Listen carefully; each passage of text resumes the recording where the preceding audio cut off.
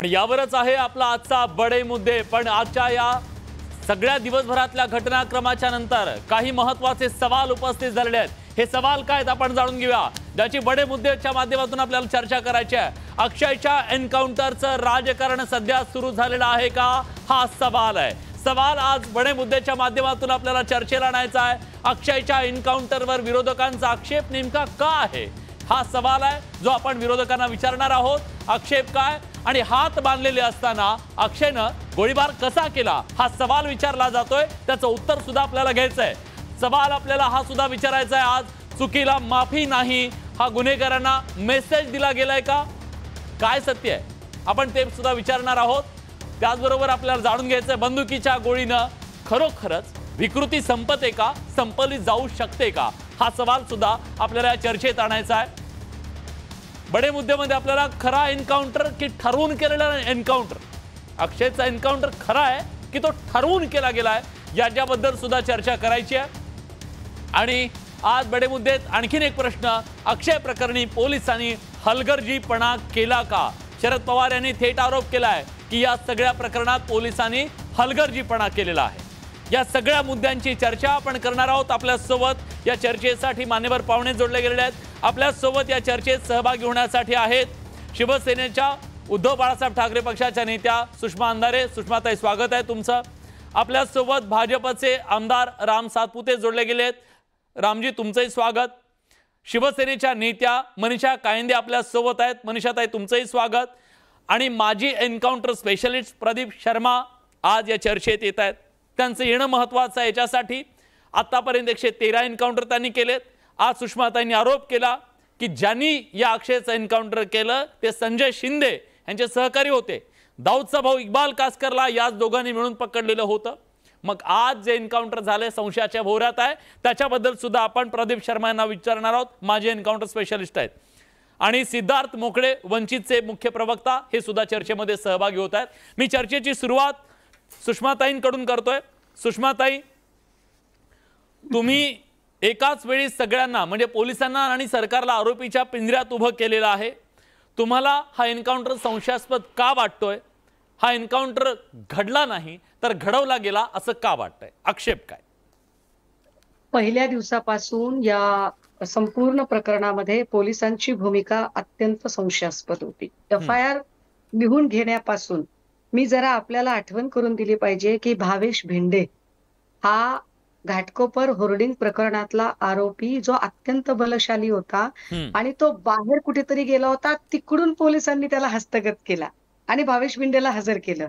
आपटे एवढा मोठा आरोपी आहे का की आपटेला शोधणं पोलिसांना कठीणच गेलं। एक दुसरी गोष्ट, अक्षय शिंदे हा अजिबात कोणी क्रांतिकारक नाही, पुण्यात्मा नाही, समाज सुधारक नाही, तो कोणी महान आत्मा वगैरे नाही, देशासाठी त्याने काही फार मोठं केलं नाही, तो मरायलाच पाहिजे। अक्षय शिंदेचा देहांत अटळच होता, तो व्हायलाच पाहिजे। पण त्याच्यासाठी जी कायद्याची प्रक्रिया बायपास केली ती गंभीर आहे।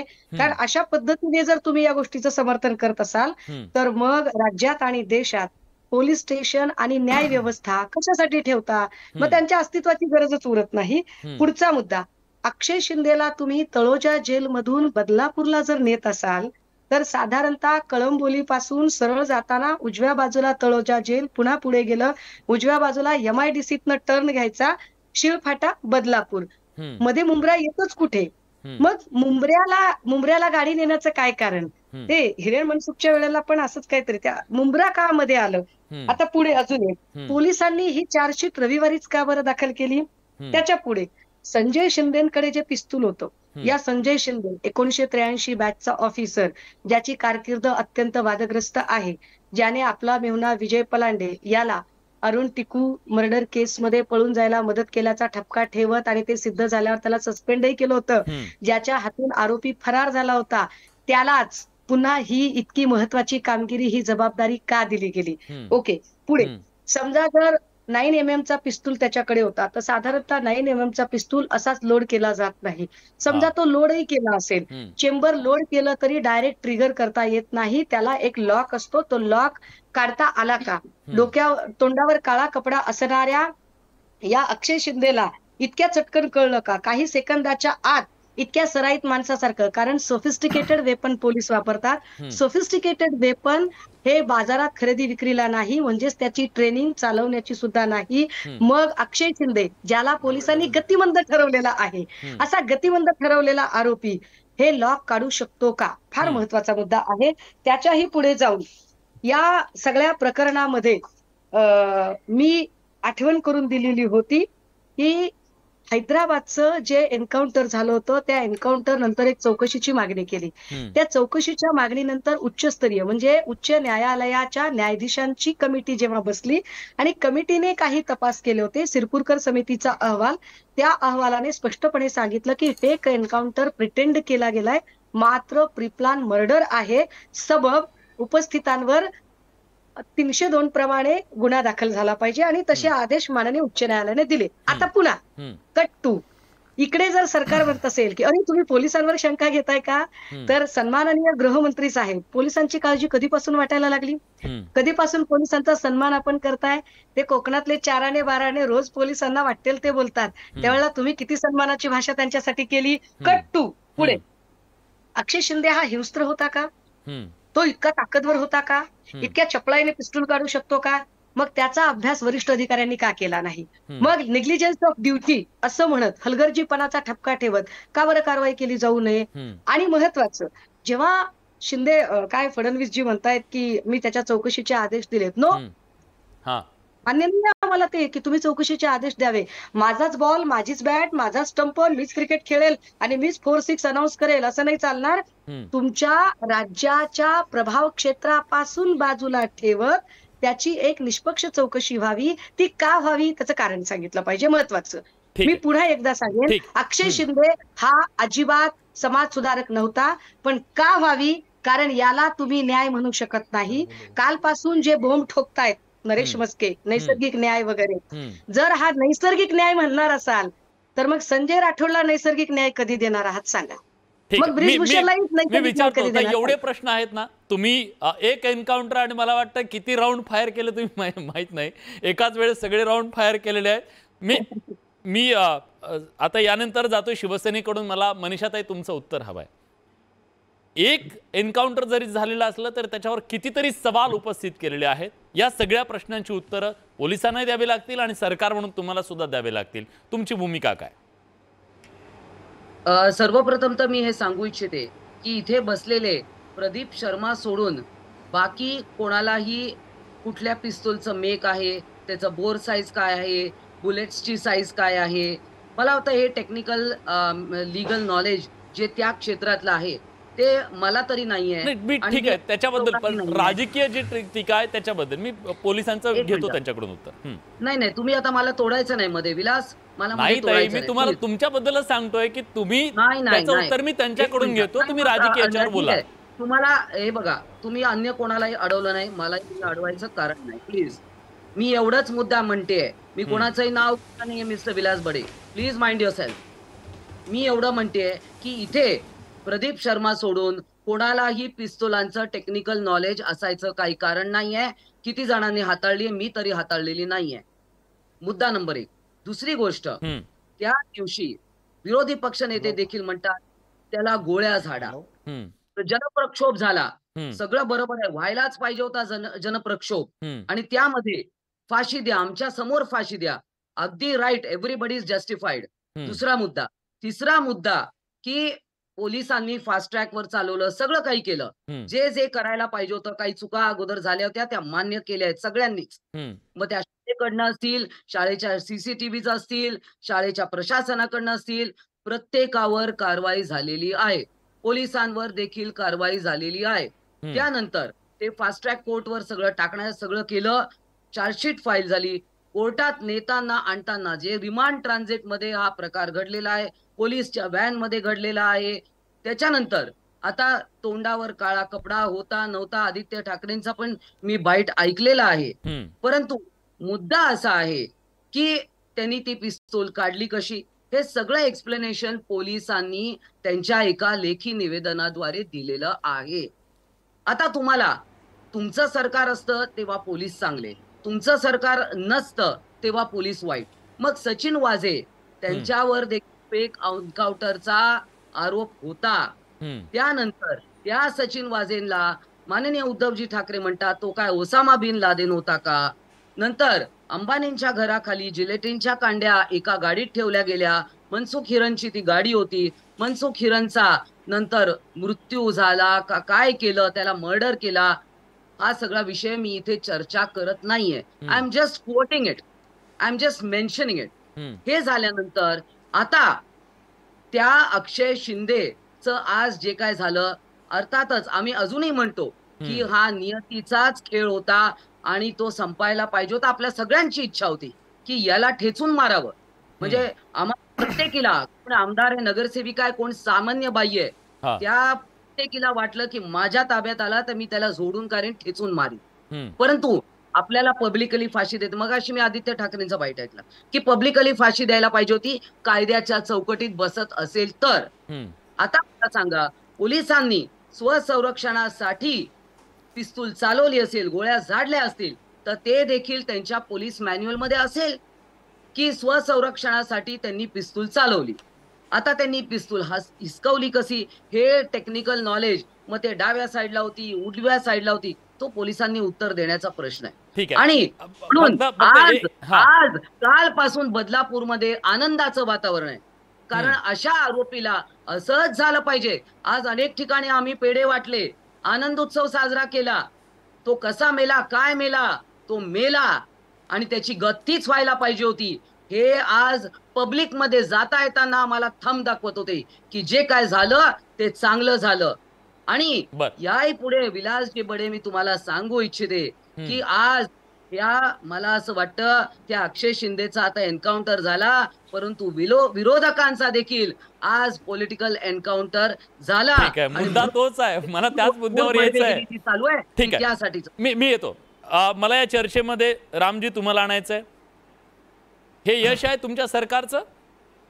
जी, हा जो एन्काउंटर झाला हे तुमच्या सरकारचं यश आहे? तुमच्यावर तर आरोप होत आहेत की तुम्ही ठरवून केलंय. विलासजी नमस्कार. नमस्कार विलासजी.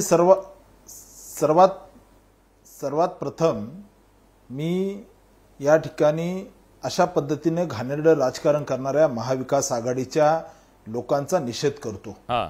पोलिसांनी स्वतःच्या आत्मरक्षणासाठी त्या ठिकाणी स्वतःवरती जो हल्ला होणार होता, जो हल्ल्याचा प्रयत्न झाला, तो परतून लावण्यासाठी स्वतःच्या आत्मरक्षणासाठी त्या ठिकाणी समोरच्याला जर त्या ठिकाणी एन्काउंटर केलं तर त्याचं एक इतकं मोठं सूतक महाविकास आघाडीला, एक विकृत, एक बलात्कारी, एक अत्याचारी, जो लहान चिमुरड्या असणाऱ्या आपल्या फुलपाखरांसारख्या शाळेत जाणाऱ्या मुलींना, बालिकेवरती अत्याचार करण्याची मानसिकता ठेवतो, अशा व्यक्तीची हत्या झाल्यानंतर त्या ठिकाणी हे महाविकास आघाडीचे लोक ट्विटर पासून समाज माध्यम असतील, एक मीडिया असेल, याच्यावरती निबंध लिहितायत, या ठिकाणी याचं कौतुक करतायत. अक्षय शिंदे बद्दल या लोकांना इतकं कौतुक काय? आणि प्रामुख्यानं अशा पद्धतीने बदलापूरची घटना घडली त्यावेळेस आता सांगितल्याप्रमाणे, ताईने सांगितल्याप्रमाणे की या अक्षय शिंदेला रस्त्यावर फाशी द्या, हे करा, ते करा. शेवटी देवाचा न्याय आहे आणि देवाने नियतीने न्याय दिला. आज पोलिसावर हल्ला झाला, एक विकृत माणूस आहे, ते म्हणतात तो गतिमंद होता. मग गतिमंद काय एखाद्याचा जीव घेऊ शकत नाही का?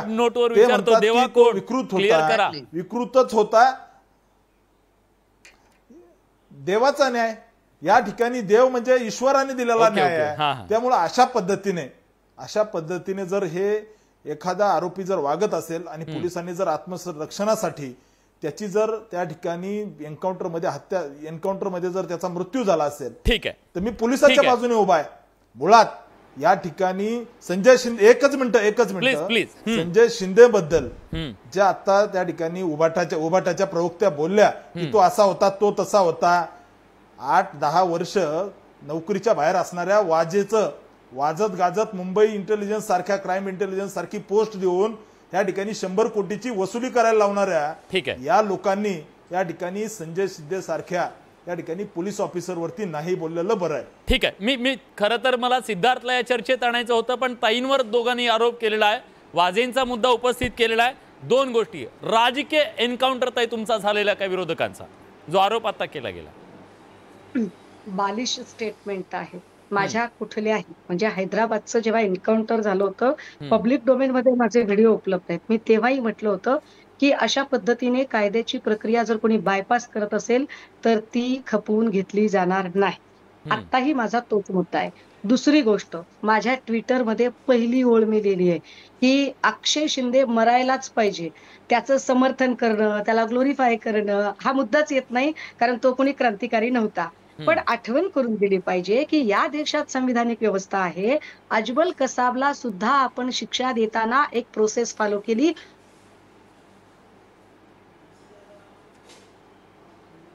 ठीक आहे, त्यांचा संपर्क तुटलेला आहे. मी पुन्हा त्यांचे संपर्क करण्याचा प्रयत्न करतो. एन्काउंटर होणं वेगळी गोष्ट आहे आणि न्याय होणं वेगळी गोष्ट आहे. न्याय होण्यासाठी आधी आपटे पकडावा लागेल. एक आता जरा राम सातपुतेंनी जे काही फार बोलले, मी त्यांच्यासारखी आगपाखड करू शकत नाही, कारण माझ्याकडे बोलायला खूप छान मुद्दे आहेत आणि ते वैचारिक आहेत. मला शिव्यागाळ आणि शिव्याशाप आणि आगपाखड करायची गरज नाही. ते म्हणाले देवाचा न्याय. आता जर हा देवाचा न्याय असेल विलास दादा,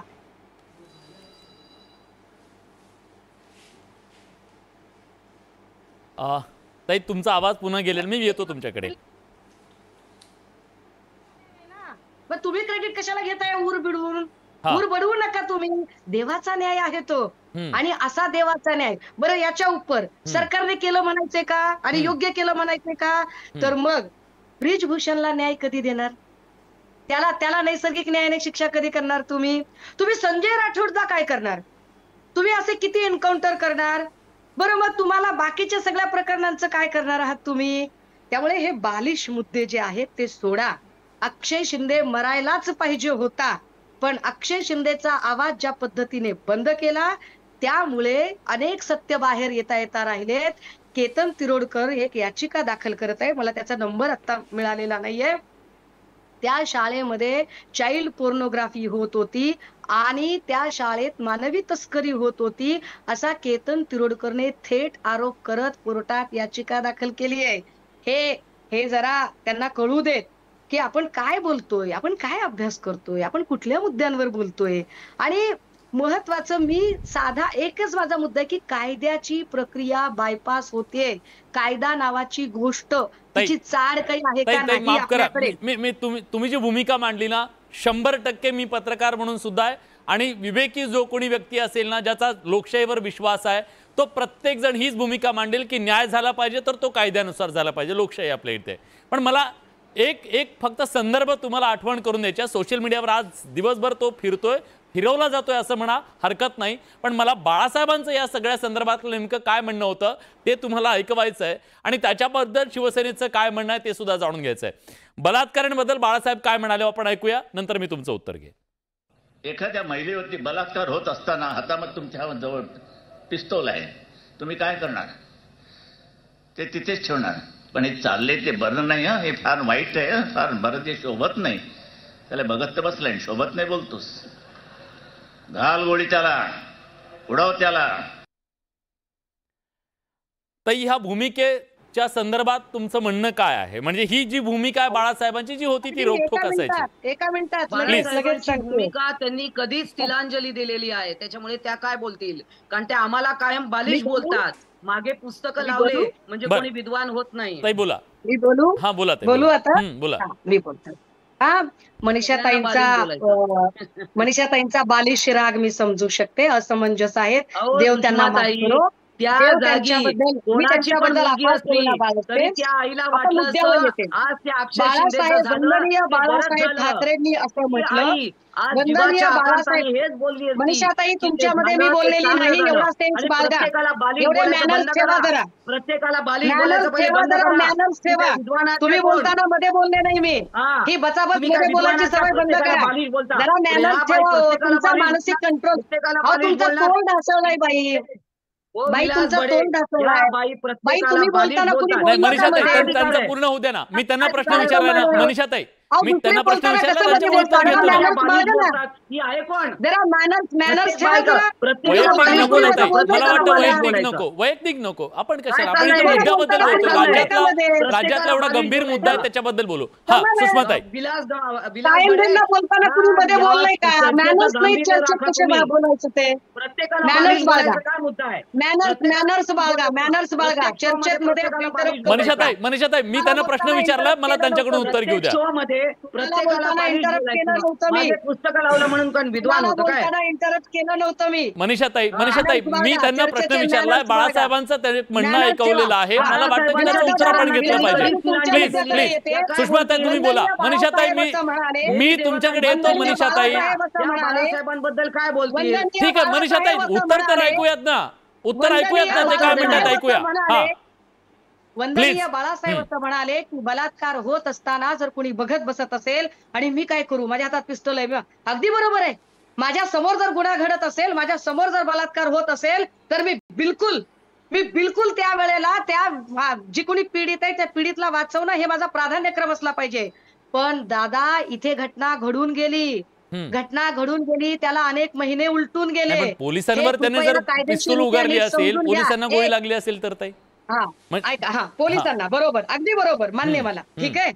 आता मला सांगा, जर तो इतका हिंस्त्र, इतका मोठा ताकदवर, इतका चपळाईने वागणारा आहे तर याचा अभ्यास पोलिसांनी केला नाही, हा पोलिसांचा हलगर्जीपणा नाही का साहेब? तिसरा मुद्दा, आता ते वाजे बिजेचं काहीतरी मनीषाताईंनी काढलं.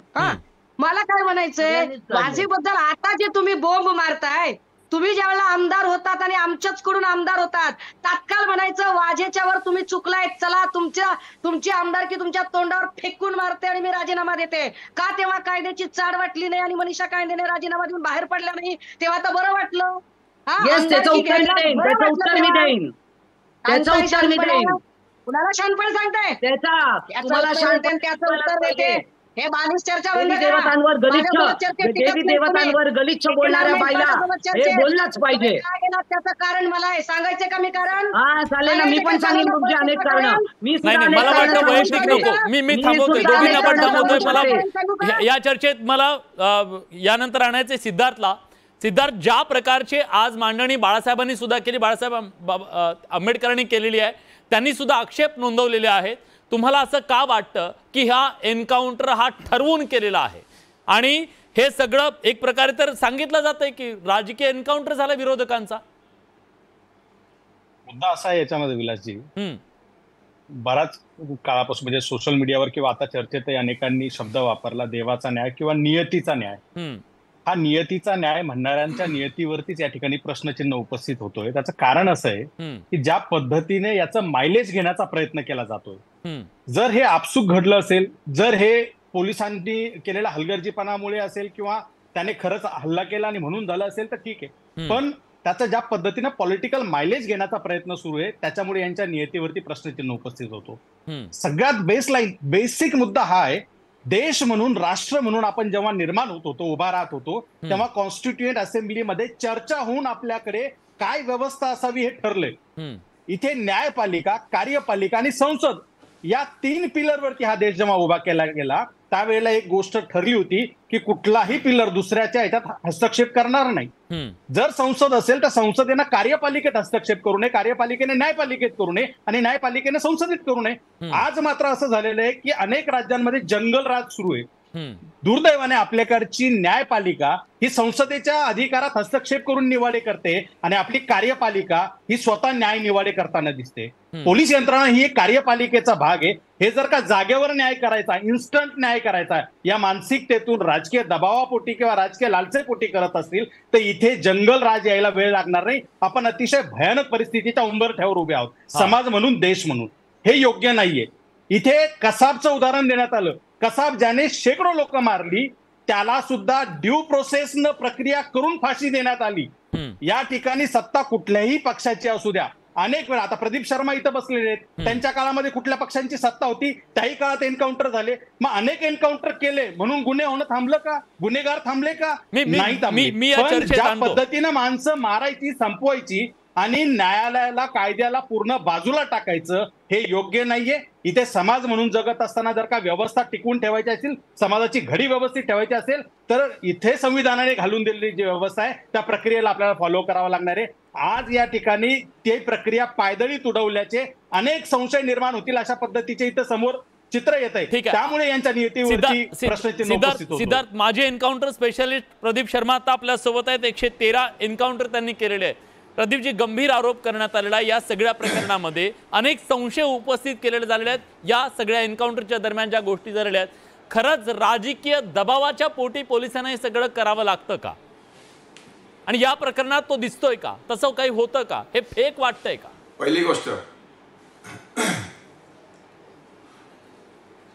पहिली गोष्ट एन्काउंटर से आवाज येतोय सर तुमचा आवाज. बोला सलग बोला. हॅलो. पहिली गोष्ट सांगतो, एन्काउंटर म्हणजे हे ठरवून केलेले जात नाही. ते ऍक्सिडेंट असतात, अचानक होत असतात. कुठल्याही कायद्यात एन्काउंटर करा असं म्हटलं नाही, कुठल्याही कॉन्स्टिट्यूशन मध्ये म्हटलं नाही, किंवा वरिष्ठ कुठलेही सांगत नाही ते एन्काउंटर करा. दुसरी गोष्ट. तिसरी गोष्ट सांगतो की कायद्याने पोलीस अधिकाऱ्यांना स्वसंरक्षणाचा, सेल्फ डिफेन्सचा कायदा दिलेला आहे. तर कोणी तुमच्यावर फायरिंग करत असेल, तुमच्यावर रिव्हॉल्वर उगारलं असेल, तर तुम्ही स्वतःच्या रक्षणासाठी, आपल्या सबऑर्डिनेट्सच्या रक्षणासाठी फायरिंग करू शकता. असं कायद्यात तरतूद आहे तुमच्या स्वसंरक्षणासाठी. आणि इथे मी म्हणतो, जे झालंय ते गाडीमध्ये झालंय. समजा तो आरोपी, समजा संजय शिंदेनी, त्याने त्या आरोपीने, अक्षय शिंदेनी निलेश मोरे चे रिव्हॉल्वर स्नॅच केले आणि त्याने फायर केलं. पण हात बांधलेले असताना तो करू शकतो. संजय शिंदेची, निलेश मोरेची काय हालत झाली असती? असं कोण म्हणलं तुम्हाला हात बांधलेले होते? हात माझी अशी बांधा मी खेचू शकत नाही काय?